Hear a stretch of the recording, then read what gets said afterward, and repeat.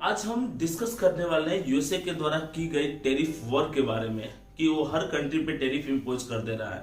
क्यों? क्योंकि उसका जो प्रेसिडेंट है थोड़ा सा अजीब टाइप का इंसान है। वो प्रेसिडेंट कैसे बना, यही एक संदेह वाली बात है। अब एक सिंपल सा आप बात जान लीजिए कि अंटार्कटिका में एक आइलैंड है, मैकडोनाल्ड उसका नाम है, ठीक है।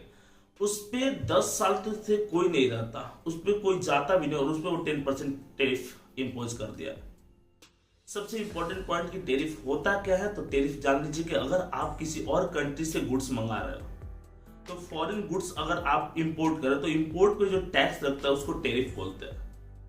इन सारी चीजों को रेगुलेट कौन करता है, ताकि वर्ल्ड में जो ग्लोबल कनेक्शंस बने हुए हैं ट्रेड को लेकर के, तो इसको रेगुलेट करते हैं डब्ल्यूटीओ, वर्ल्ड ट्रेड ऑर्गेनाइजेशन। इसका मेन काम होता है कि टेरिफ इंपोर्ट ड्यूटीज कम से कम लगाया जाए ताकि ज्यादा से ज्यादा कंट्रीज कनेक्ट रहे और उसमें वो ट्रेड कर सके।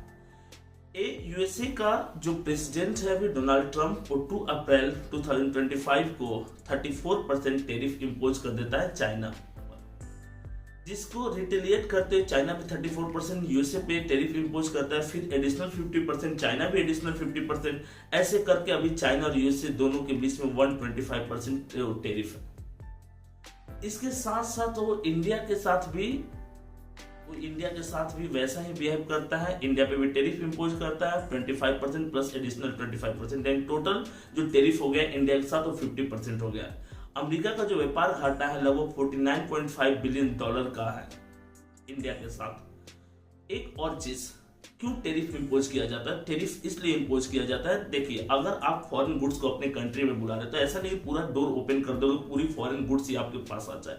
इससे आपके लोकल प्रोड्यूसर जो टोटली अफेक्ट हो जाता है।